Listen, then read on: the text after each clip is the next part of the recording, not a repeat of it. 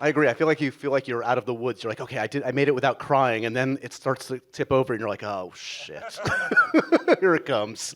We've got some Twitter questions for you guys that have been submitting. Here's the first one, James. How many kids did you have to audition until you found Daphne? And Hugh, can you talk a little bit about what it was like working with her? This is from Laptop. There were thousands of kids looked at around the world. I mean, we were very specific in the screenplay about what we needed, which was a Spanish-speaking young woman between 10 and 12. I didn't want her to be too old. I didn't want it to be kind of a CW, kind of post-pubescent, young, kind of new, whatever. I wanted a kid. I wanted to be a kid. Daphne, to be honest, I got this iPhone video of her from Madrid that her dad, who's a wonderful actor, and mom, who's a wonderful actor, had recorded with her doing these scenes.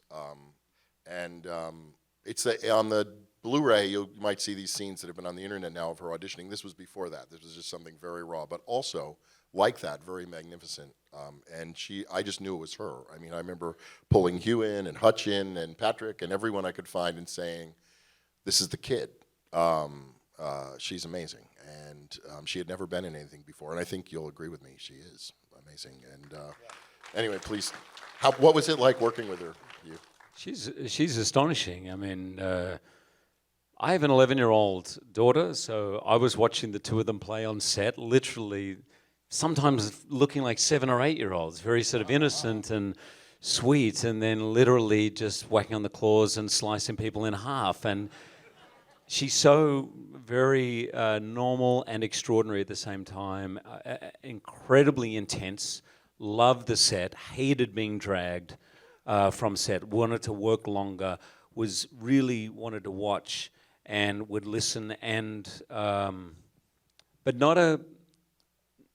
wouldn't just say yes to anything, right? She really had a kind of conviction within herself. She's a real actress. Yeah. Like, she didn't want to be told, look here, smile here, blink here. She wanted to know she wanted me to describe what the scene was about or what would be the vibe in the scene. And she'd actually get disconcerted if you start just kind of giving her what I call results notes, like just do this, feel this, look at this.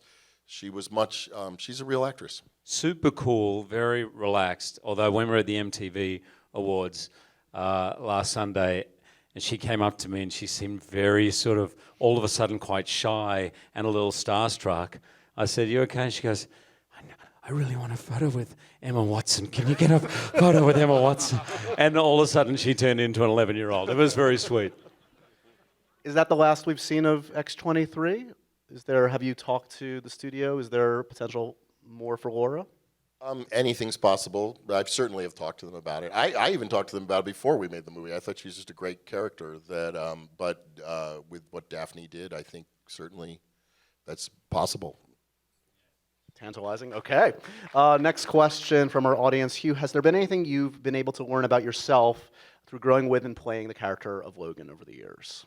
Yeah, this is my first film in America, so 17, 18 years ago, and I have learned so much and continue to learn. But in the end, I was left with this incredible feeling of confidence, I suppose, that if you are lucky enough to surround yourself with the right people, you can bring the best out in yourself. And one of the reasons I wanted Jim to direct me, first off, very selfishly, is he gets the best performances out of anybody. So when it came to the Wolverine, I was like, it was already my 8th or 7th movie or something. And I was like, I've got to dig deeper, and Jim was one of those people. I'd worked, we knew each other. He was also a writer and a developer. Hutch is the same. When you have people around you that are honest, that are not afraid to push you, but that underneath all that believe in you, then as an actor, you feel free. Because I used to find it, particularly when I began, a quite daunting thing. Weirdly, I was more at home on a stage than a sound stage. When the sound stage it felt very disjointed. And when I first began, and I realized I do love the feeling of theater, that feeling of family, where it's not perfect, people will argue, people will yell, but underneath there is a belief in each other that you will get the job done, and that you will be honest with each other when you're letting each other down. And that's what I've learned is the most important thing, to have that faith in the people around you. And I've been very, very lucky to have that.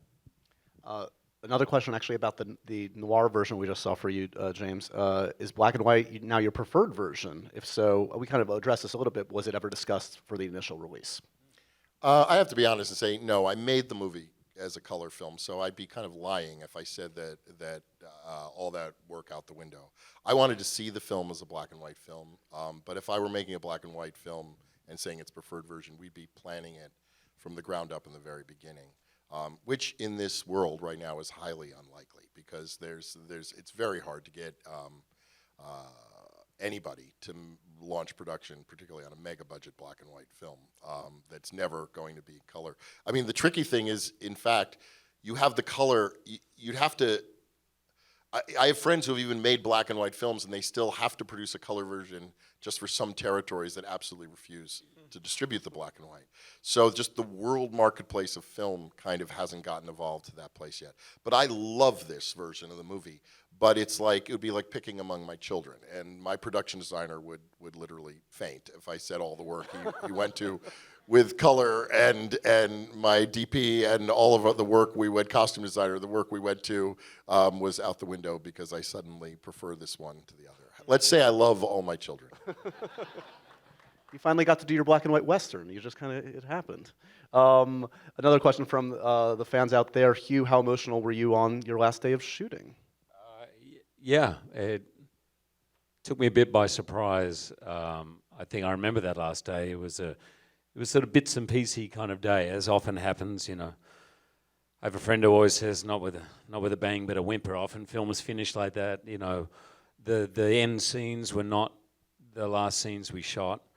And I was so involved with these guys, even when we shot, I knew we still had a long way to go. We finished last August, right? So we still had 7 or 8 months. Honestly, I don't think it sunk in until I sat in Berlin with Patrick Stewart and that cross turned into an X, and that's when I feel I really let it go. I think I was a pain in the ass because it meant so much to me. It was 17 years and I'd felt, Hutch and I, we talked about this 11 years ago, a version of this film like this. So like, I really believed, and I'm so grateful to the studio that they backed Jim's vision and that we worked together. It meant so much to me that I couldn't really relax until I saw it. Yeah. And when I did, I was just so grateful. I remember saying to Jim, I will never, ever in a million years be able to tell you how grateful I am, because he delivered something way beyond what I could have. It was not possible without these people. Honestly, they're being very kind to me. But the truth is that it's really nice to have an idea and to want to pursue that idea, but you can get, as many of you I'm sure have found, it's hard to get somewhere without a lot of people behind you and on the sides of you and helping. And it's very kind, but it's also, he's a phenomenal actor, Hugh Jackman, and it is a point of pride for me that I think that I got to co-write and direct him in this movie, because I think he is fucking fabulous in this movie, and reached, unlike many on their final trip around the bases, reached deeper and hit it further than he ever had, and I think that's really amazing. As I let you gentlemen go, we've talked many times the last couple of years leading into this. The retirement door is still firmly shut. You've had a couple months to think about it. You obviously went out in the way you wanted, as you just said. Like it couldn't have ended this run any better. I see this movie and I think people want a musical.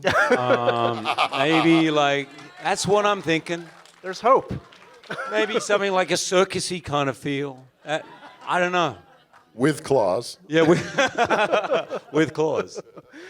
This is. I mean, the funny thing is, this is one of your last interviews probably about this franchise, about this character. So it's been a privilege to talk to you about it many times, including this time. And thank you so much for your time today. Congratulations on the film, guys. Thank you for being here today, guys. Thank you for coming out tonight. Thank you. Really appreciate it. I want to just remind the audience here and around the country and watching on Facebook, you can download Logan right now on iTunes. And next week, May 23rd, you can get both the noir version and the original theatrical version on Blu-ray and 4K. Go check it out. Spread the good word. And again, thanks for stopping by today, guys. Thank you, gentlemen. Really appreciate it. Thank you, guys. Thank you. And all the audiences around the country, thank you. Thank you. Thank you. Thanks, man. As always.